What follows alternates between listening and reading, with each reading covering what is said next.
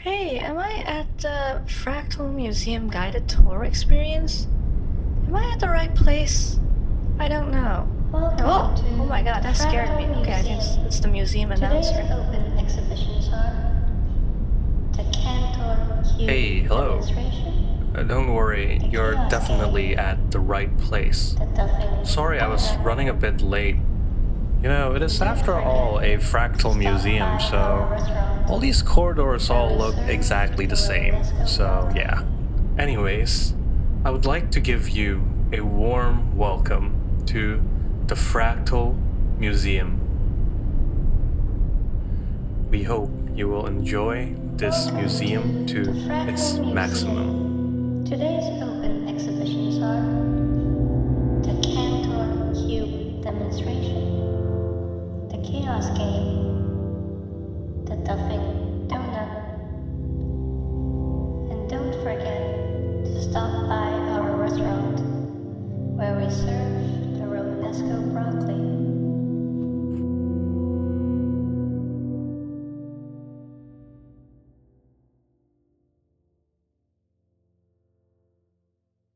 Well then, my name is Justin, and I will be your tour guide for the day.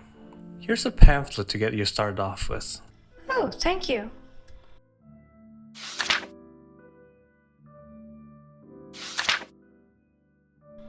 Well, I really don't have an idea about what any of these words mean. What's a menger sponge? What's a Hausdorff dimension?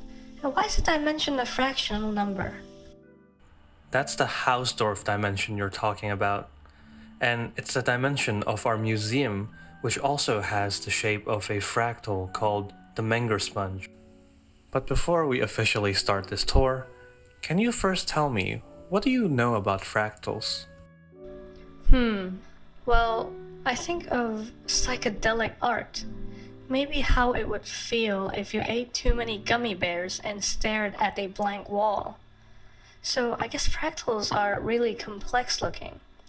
And besides that, you see those fractals with infinite zooms, where if you look into a fractal, you can see infinite copies of themselves as you zoom in infinitely far. Isn't that insane? It's kind of like if I looked at your intestinal tract and I found a miniature version of you whose intestinal tract also contained a miniature version of itself, and so on, repeated infinitely. You're right. You actually touched on a lot of the major points of how we define fractals. But actually, the definition of fractals is a bit of an ambiguous one. In fact, one of the leading experts on fractal geometry has this to say about fractals. The definition of a fractal should be regarded in the same way as a biologist regards the definition of life. There is no hard and fast definition, but just a list of properties characteristic of a living thing. In fact, let us take a look at his 5 definitions and see what makes a fractal a fractal. The first characteristic of a fractal is that it should have detail on arbitrarily small scales. Arbitrary in mathematics means that no matter what you choose, or in this case, no matter how small of a scale you zoom into, the fractal should still have detail. Second, if it is too irregular to be described traditionally. Now, as it turns out, our normal way of measuring shapes with rulers leads to strange results for fractals. Number 3, fractals usually have self-similarity. In fact, self-similarity is one of the easiest ways to construct a fractal. Number 4, the fractal has a greater fractal dimension than its topological dimension. This, of course, depends on what our definition of fractal dimension is. And number 5, fractals are usually defined in a simple way, usually recursively. Actually, let's look at a concrete example. Here is the graph of a particle suspended in some medium. its random movement is called Brownian motion. And for our purposes, let's say it's trapped along the y-axis, and let's see its movement across time. This jagged-looking path looks fractal-like, right? But what differentiates it from an ordinary path is if we zoom in. By the way, zooming in is the same as scaling up a small piece of an object. So let's do that. Look at that. Doesn't the smaller piece of the graph look similar to the entire path itself? That's what we mean by self-similarity. Only this is statistical self-similarity, where, in a sense, the object does contain itself at smaller and smaller scales, and hence has infinite detail. Okay, I think I have a better understanding of what a fractal is, but what does this have to do with fractal dimension? Why is the dimension so weird? I don't really understand how this sort of definition of fractals ties into that. Let's talk about the formal definitions of dimensions after we visit some exhibition rooms. The rigorous definitions are important, but to be honest, I'm a physics major, not a math major. I signed up to be a tour guide to look at some cool shit. So let's go. Alright, let's go.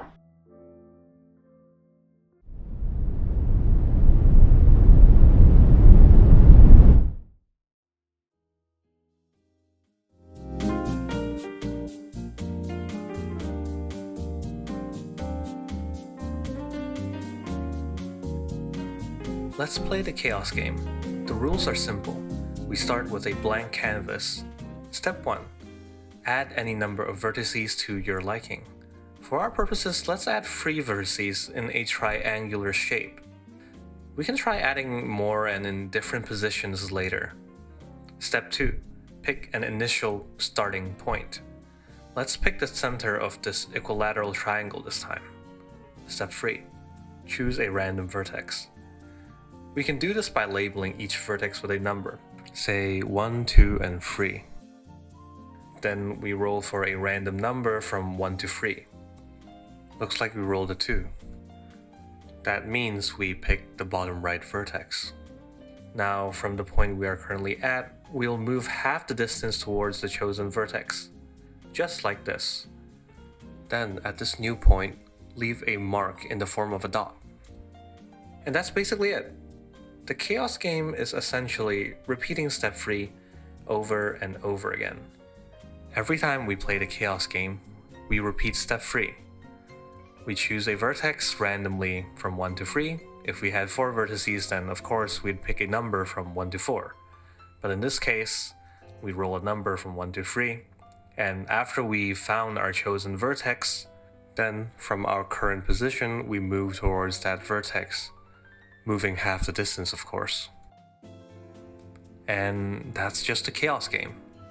Theoretically, if we did this an infinite amount of times, that is the, I suppose, true chaos game, but for computer simulations, obviously, infinity is not a choice we can have, so instead, we just run it a lot of times and then see the resulting shape or structure. Now, before we reveal the actual shape that the chaos game creates in this triangular configuration, can you try to guess what would happen if we only had 2 vertices? So just a straight line. Well, seeing that this is a fractal museum, I half expect that the final shape might be a fractal. But thinking about the rules of the game, no matter what initial point we choose, our point should get trapped between those 2 vertices, and at some point, a solid black line will be formed after many iterations. Just as expected, you were correct. No matter what initial point we choose, the final shape will still be a straight line. Which makes sense, I guess, given it seems that, by the rules of the game, our dot should be attracted to this particular solid straight line. Now can you guess what happens if we have our vertices in the triangular formation that we've shown before? Well, going from experience, I suppose the final shape might be a solid triangle. Let's see what happens if we run the chaos game for a lot of iterations.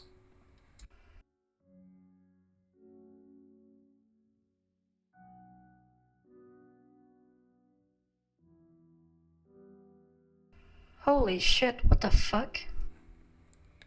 This fractal is called the Sierpinski triangle, or more precisely, it is the shape that the chaos game approaches as it runs. Because of course, fractals are infinite in complexity, so with our finite computational resources, we can only approach the Sierpinski triangle. Also note that our initial starting point can be anywhere we want, just like the case with two vertices. How can this random process create such an intricate shape? Alright, I'll explain it soon enough, but I want to blow your mind just a little longer. Let's write down the sequence of vertices that a chaos game runs through. What I mean by this is, let's say in the chaos game we rolled a 1 and then 2 and then 3 and then 3. Then let's write this down as 3, 3, 2, 1, so we read it from right to left. The reason behind this notational change will be apparent later on. Now, let's call this the chaos game sequence. We can generate an entire chaos game as long as we know the chaos game sequence, right? Which is essentially just generating a sequence of numbers so that we know how we pick our vertices in a sequential order. So let us reframe the chaos game like this. Step 1, as usual, we'll pick our vertices and initial starting points. Step 2, we'll generate a sequence of numbers. These numbers are chosen from 1 to n, where n is the number of vertices. And step 3, we run through the chaos game as before using this sequence of numbers, sort of like our seed. Now, let's say we pick a square shape, so we have 4 vertices, and we will run a random sequence, let's say a sequence with 100,000 numbers. What do you expect to be the final generated shape of this chaos game? Oh, guess the final shape? I don't know. The face of God. And let's let it run for a while, just like before. And look at that. Well, not the face of God. Turns out it's just a bunch of noise. Well, actually, this isn't quite noise, but also really a perspective of a shape of a fractal, but I'll leave that for another day. Now, what if we picked a different sequence? Okay, time for some magic. Let's say instead of some randomly generated sequence of number from some Python library, we change the chaos game sequence to be another somewhat random sequence of 4 objects or 4 things. Can you think of any seemingly random sequence of 4 objects that appears in nature, for instance? Is there anything in biology that we can take inspiration from? Long sequences of 4 things or 4 objects in biology? Well, that can only be DNA, right? The human genome is made out of 4 nucleotide bases, A, T, C, and G. Wait, you have to be kidding. Let's try labeling the chaos square with the vertices A, T, C, and G. And let's play the chaos game on your DNA. Yes, you. Why do you have my DNA? Since your DNA is too long, we'll just show the final result. This is called the chaos game representation in bioinformatics. You can think of it as a way to turn 1D sequences into 2D visuals, which this can then be stored in a matrix and fed to neural networks for analyzing patterns in the genome. But who knew? Our DNA also had a fractal-like nature to it. I'm so confused right now. Alright. I've had enough fun. It's time for the magician to pull back the curtains a bit and to reveal the trick. Let's look at another way of creating the Sierpinski triangle. Consider this operation. Let's call it the Sierpinski machine. the machine has three functions. W1 scales the triangle by a half and then moves it towards the first corner. W2 does the same but moves it towards the second corner, and W3 follows the same pattern. Let's call capital W as the union of all three functions, essentially applying the individual W functions and piecing their shape together. So if we apply the capital W function on a shape, in this case, let's say we choose the triangle shape, we see that it begins to form the Sierpinski triangle after many, many iterations. Note that the capital W function applied on any shape will eventually approach the Sierpinski triangle. As you see in the introduction of our museum, we applied this function to the letter F, though our vertices form a right-angle triangle. It's a bit magical that a simple rule can create the Sierpinski triangle. But that is the characteristic of a fractal. Fractals are formed from simple rules, and this rule does seem more intuitive than the chaos game, so I can accept this. Now, let's look at the machine again. Let's look at what happens if we only apply one of the small W functions on a shape. So let's say we now apply W3, scale and then move, W1, scale and then move, W2, scale and then move. Each time we scale by a half and then move the entire triangle towards the chosen corner. In fact, we can represent this sequence of functions applied on the shape by the Sierpinski machine by a sequence. Specifically 213, 113, where we read the order of operation from right to left. Perhaps, given by our very suggestive notational choice, you can find a connection with the chaos game. Yeah, you're right. This does look like the chaos game, doesn't it? Yep, you're exactly right. There really are no coincidences in mathematics. In fact, the Sierpinski machine operates in exactly the same way as the chaos game. If we applied our function to a single point on the plane, then the Sierpinski machine sequence behaves in exactly the same way as the chaos game sequence. We can make this even more clear by explicitly stating the functions involved, what W1, W2, W3 really are in terms of their actual formulas. If you have some knowledge of matrices, you can tell what happens if we apply the function on a point of the plane. You may try to derive these functions yourself for verification, and I encourage you to do so. But essentially, for any point on the 2D plane, when this function is applied on it, it moves half the distance towards the chosen vector. And if you consider the solid triangle shape as an infinite collection of points, then the function applies this transformation on all of those points, which has the effect of scaling the triangle in half. Well then, I guess it is more intuitive why the Sierpinski machine works. If the chaos game really is just a Sierpinski machine in disguise, then it would make sense that it works as well. But still, I can't get over the fact that the chaos game is random. It still feels like something doesn't make sense there. We can clear this all up and build your intuition on why the chaos game works if we think a little harder. Let us try to think of a method to create a shape similar to the Sierpinski triangle using the chaos game. We don't need infinite detail, just convincing enough detail. So what I mean is this. Let's consider the Sierpinski triangle of 6 iterations. So we run the big W function on a shape 6 times, and we will get a Sierpinski triangle of 6 iterations. If, for instance, we can use the chaos game to land in all of those white regions, then I would say we can create a pretty convincing Sierpinski triangle, right?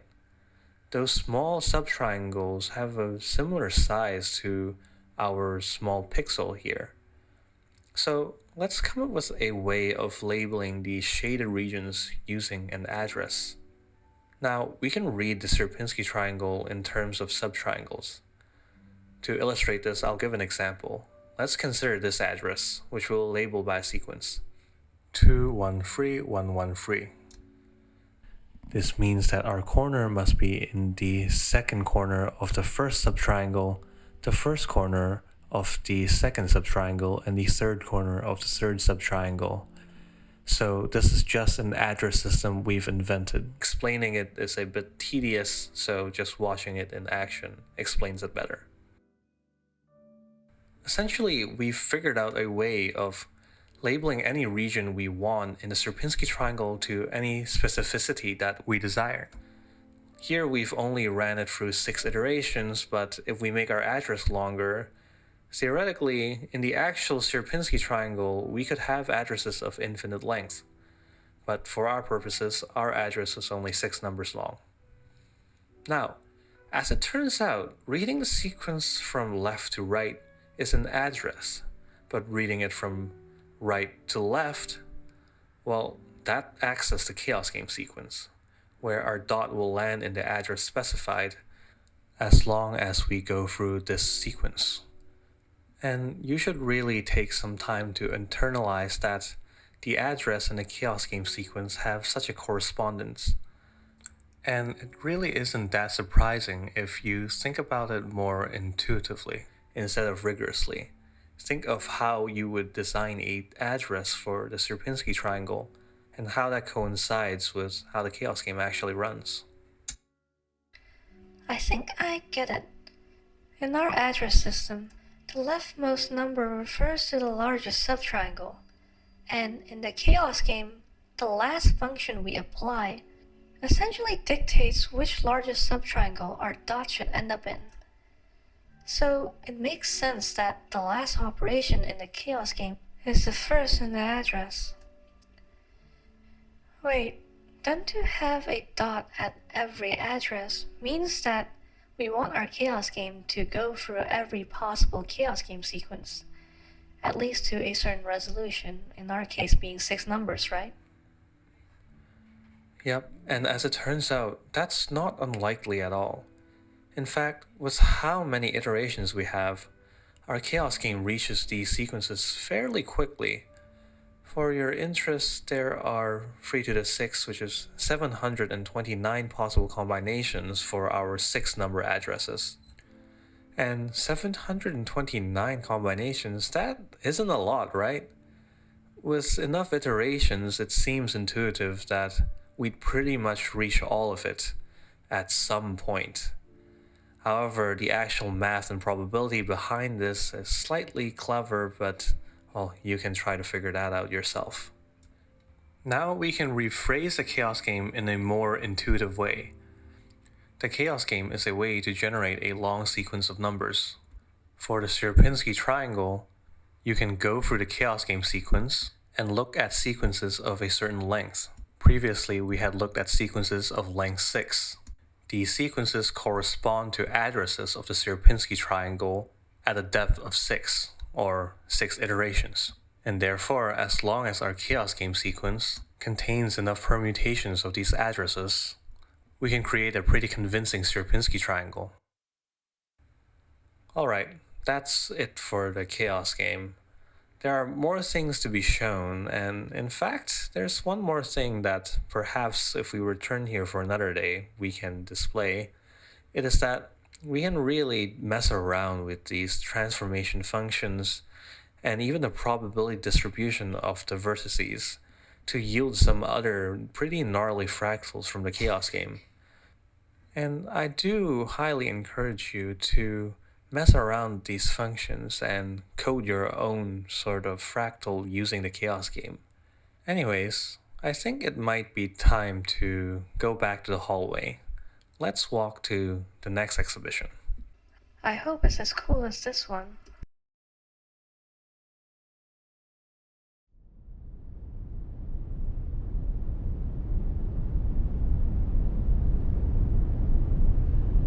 If you ever want to investigate any weird mathematical property, you should best consult the Cantor set. The Cantor set is just one of those sets that is really, really strange, and because of its strangeness, any mathematical theorem or property that you think is intuitive usually turns out to be wrong after you consult the Cantor set, because it just defies intuition. So after our next room explains what a fractal dimension is, you can do yourself a favor and go look up the Cantor set and try to find its fractal dimension yourself. Don't worry, it'll be very, very easy.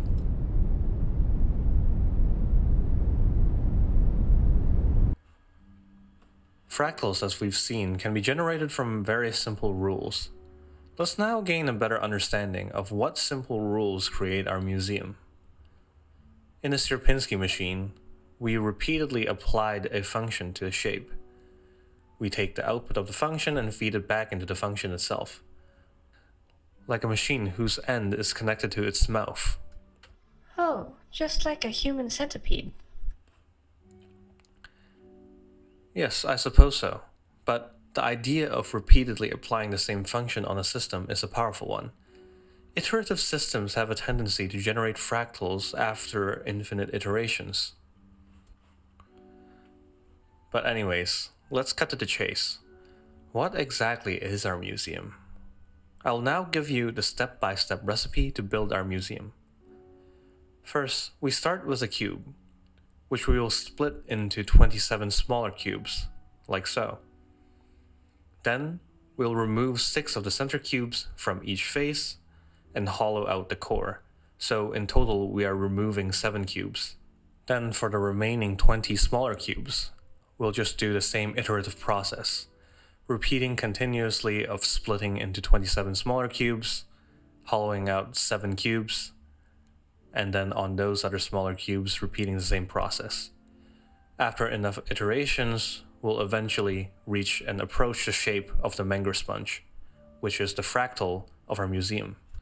Now let's try to find the volume and surface area of our museum, the menger sponge, after many iterations.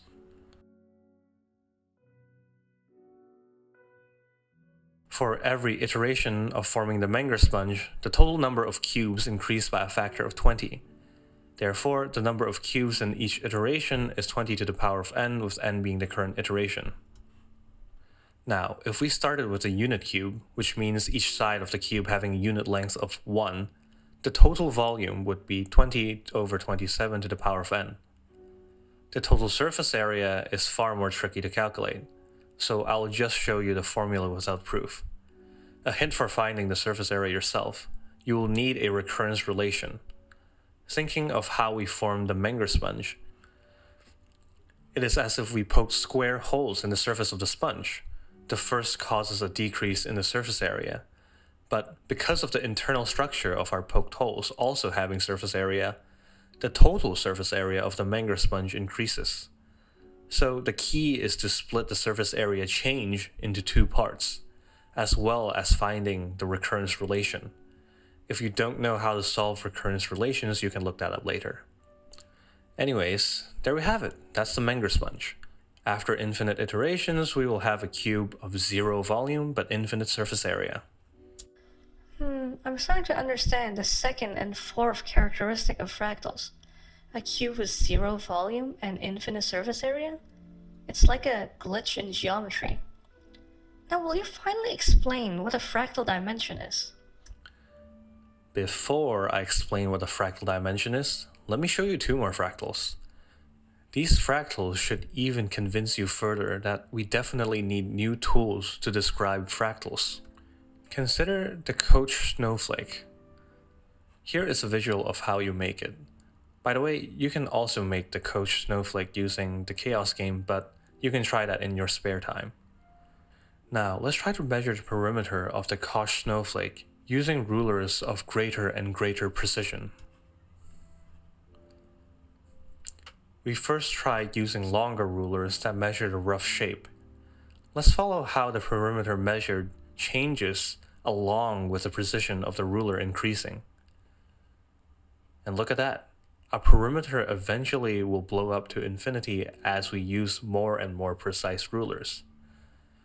Now, you might say, a Koch snowflake is a mathematical object, so maybe you find the infinite line not quite as disturbing as it is. But what if I told you that measuring the perimeter of a rough line is exactly what we would want to do if we measure a coastline in real life? As it turns out, using more and more precise rulers in real life to measure real coastlines also lead to an unexpected increase in the measured perimeter. This is called the coastline paradox, and it is the historical motivation for defining fractal dimensions. The second fractal I'd like to mention are called Hilbert curves. Hilbert curves are a kind of space-filling curve. Here is its construction.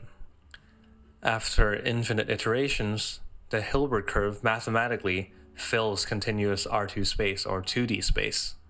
So it is a one-dimensional line that reaches every single point in 2D space.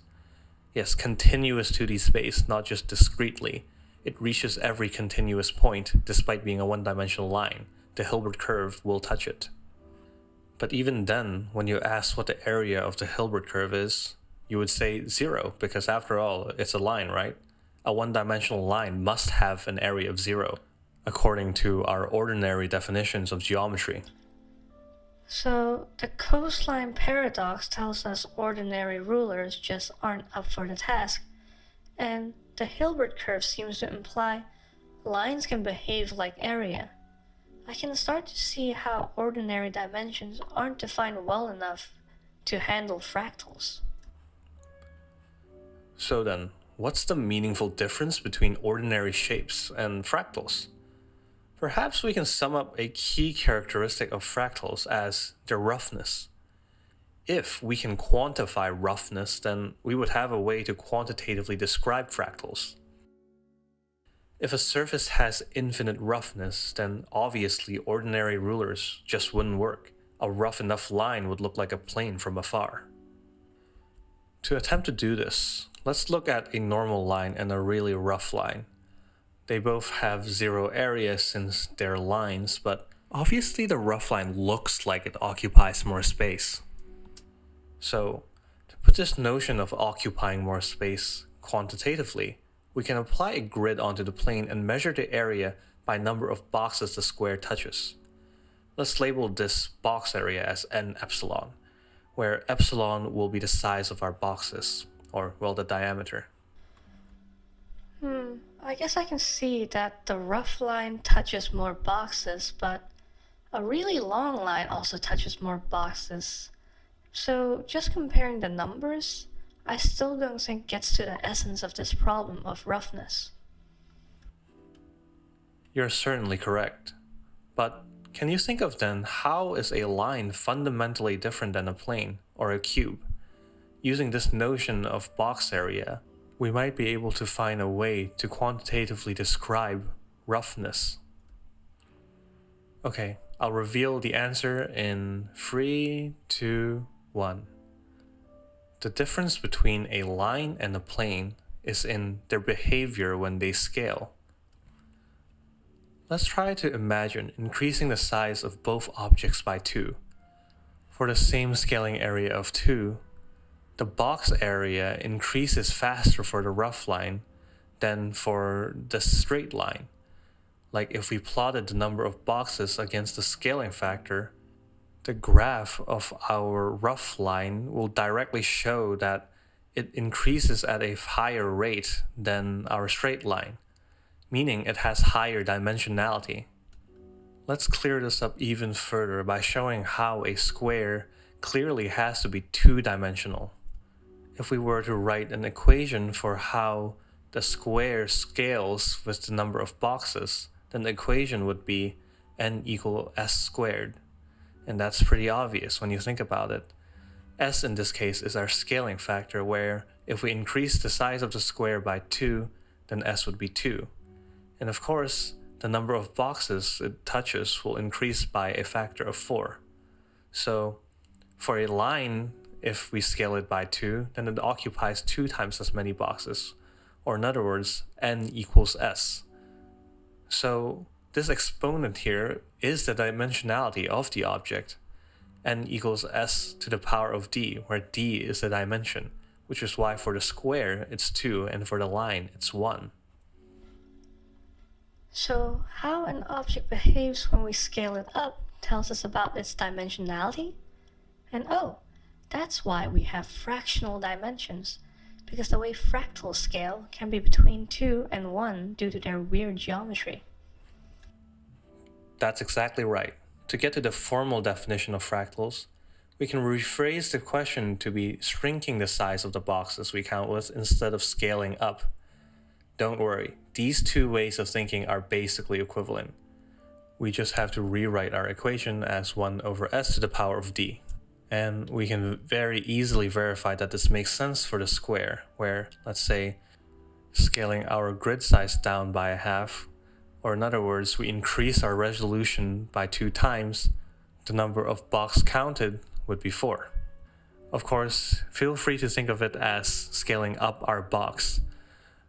The reason why we are phrasing it in terms of increasing the resolution of the grid size or changing the diameter is because that is closer or more accurate to how it's actually defined in math. So, for our rough line here, we can find its dimensionality in a relatively simple manner. We take the log of the equation, n equals epsilon to the power of d, where if you take the log of the equation, it becomes log of n equals to d log of 1 over epsilon. And by plotting this log-log graph, you'll find that the slope is exactly the box counting dimension. Well, with an asterisk, because the actual box counting dimension has to have an epsilon that approaches 0 or should be as small as possible. But for practical purposes, what we've just done is a way to find and quantitatively describe roughness. And the box counting dimension is some intuitive way to describe roughness. Phew, that was a lot of work. Alright, how about you try figuring out the box counting dimension of the menger sponge? Alright, let me try. Okay, thinking back to the square. If I scale up by 2, I need 4 copies of the original to fill it in, where d equals to the log of 4 divided by log of 2. And also, I'm thinking about this in terms of scaling up rather than changing the grid line, because I find this more intuitive. Now, for the menger sponge. If I scale it up by 3, I need 20 copies of the original to fill it in, so d equals to log of 20 divided by log of 3. That's the answer. Good use of your intuition, and you're correct. For self-similar fractals, we can usually pretty easily find the box counting dimension just like the way you did it.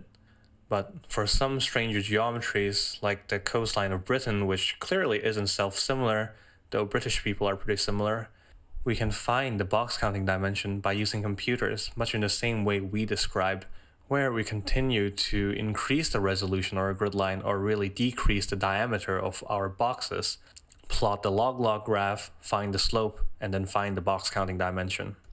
Well, I'm just gonna go ahead and assume the Hausdorff dimension must be similar to the box counting dimension.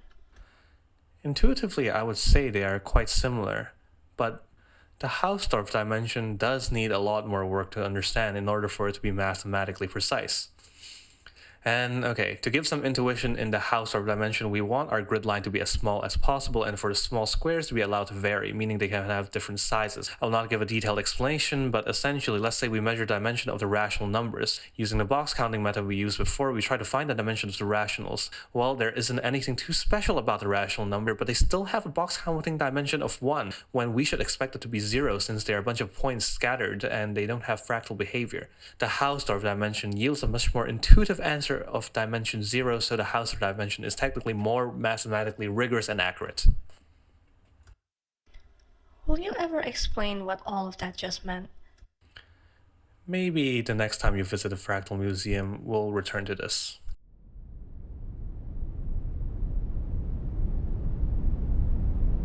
There are many kinds of philosophical demons. These demons are tricksters that attempt to destroy any intuition we have of the physical world. Descartes' evil demon asks you to question whether your entire external world is but a figment of its imagination, and thus Descartes concluded that I think, therefore I am. The only thing you can be certain about and not be reduced to skepticism is yourself and that you are thinking. Maxwell's demon attempts to destroy the second law of thermodynamics. Fortunately for us, information theory has exorcised that demon. And there is a third demon called Laplace's demon.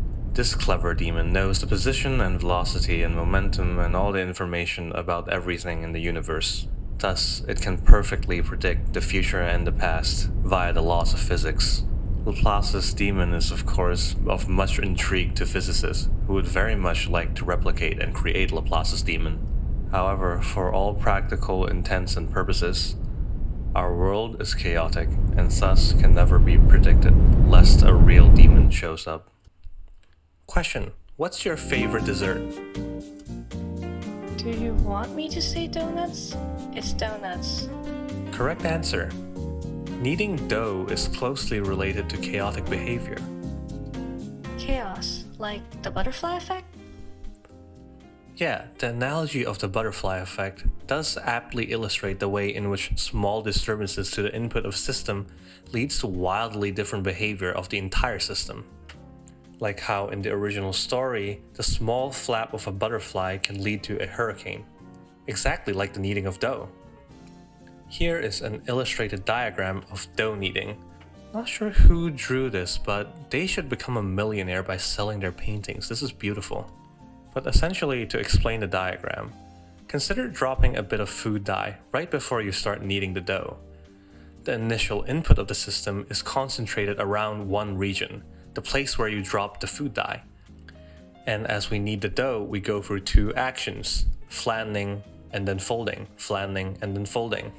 Eventually, the food dye mixes throughout the dough, so that means the initial points of the food dye spread throughout the system, where even though the food dye could be really close to each other at the start, after the system evolves or after some kneading, they spread apart, displaying chaotic behavior.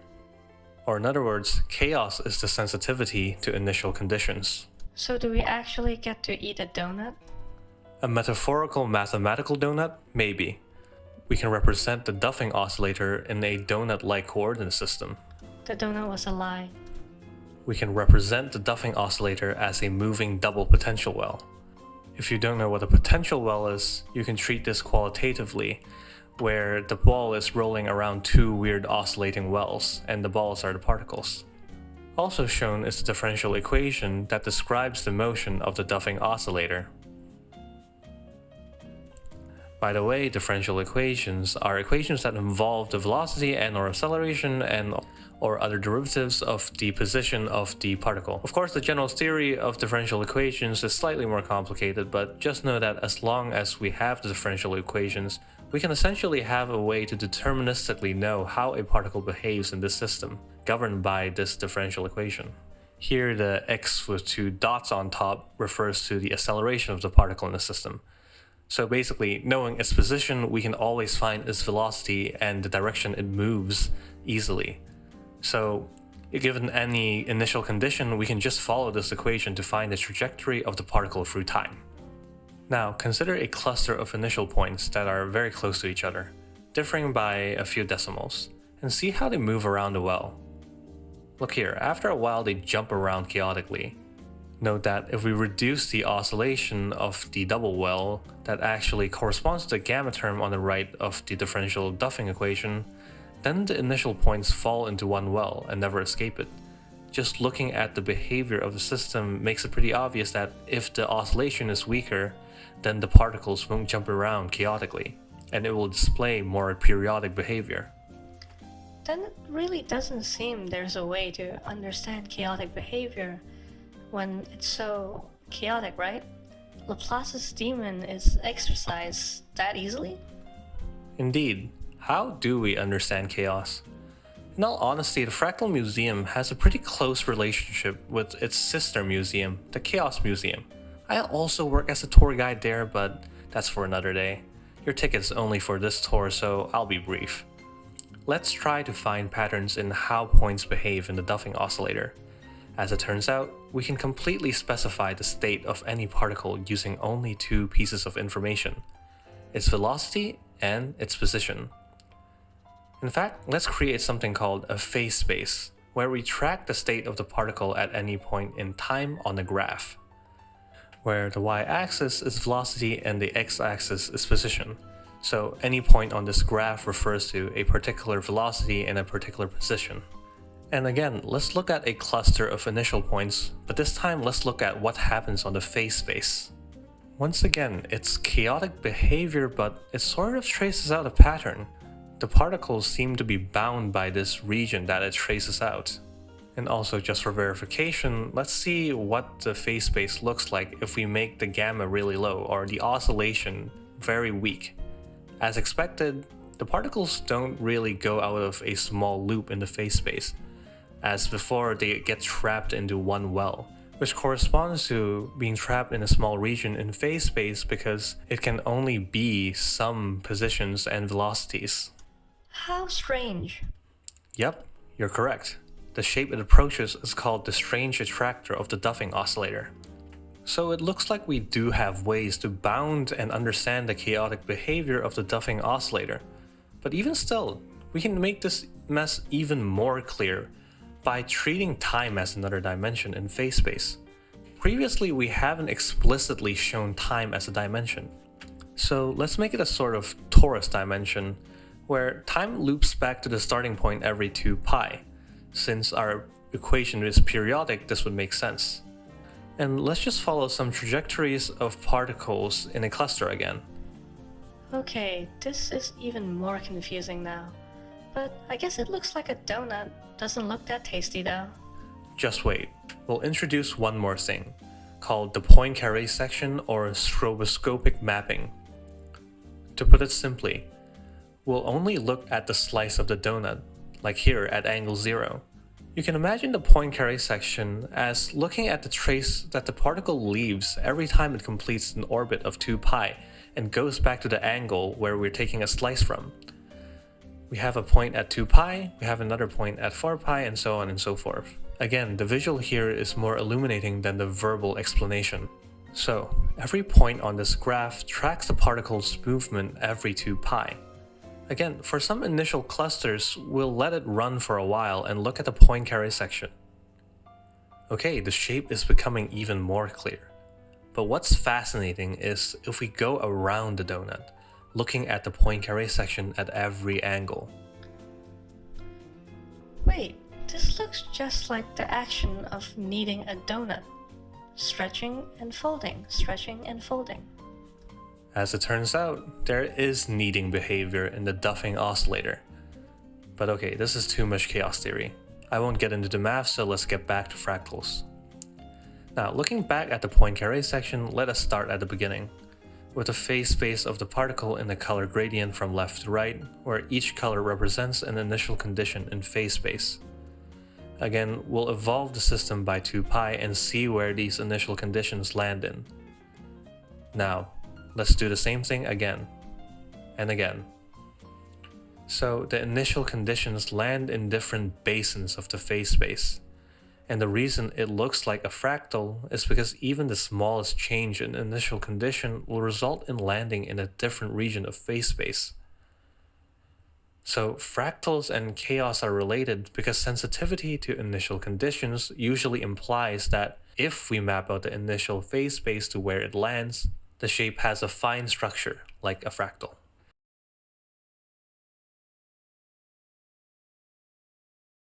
And that's the end of this tour of the Fractal Museum. What? I thought there were more rooms. What about like the Mandelbrot or the restaurant or some other stuff? Yeah, some of the rooms are under construction. I don't know if the restaurant's still open. Maybe we can go check it out later, but well, come back another day and we'll take you to more rooms, alright? Alright, let's go find the exit now.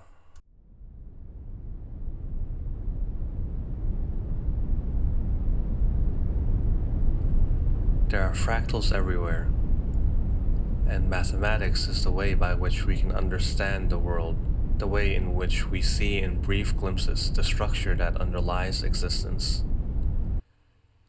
I leave you off with a quote from Marcel Proust from Volume 6 of his masterpiece, In Search of Lost Time. Thanks to art, instead of seeing one world only, our own, we see that world multiply itself.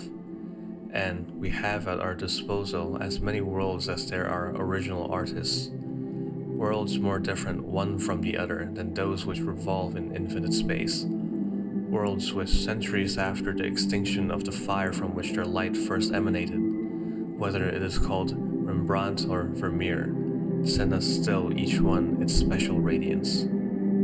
If there ever is a way to achieve immortality in a finite time, then it will be through art and art alone, where we can live multiple lives in one, and to be able to see out of our singular perspective and see the infinite perspectives of the universe. This was a fun tour. Well, bye-bye. Let's meet again at another time. Let's meet again at another time. I hope you've enjoyed your stay at the Fractal Museum, and we look forward to seeing you again. Goodbye.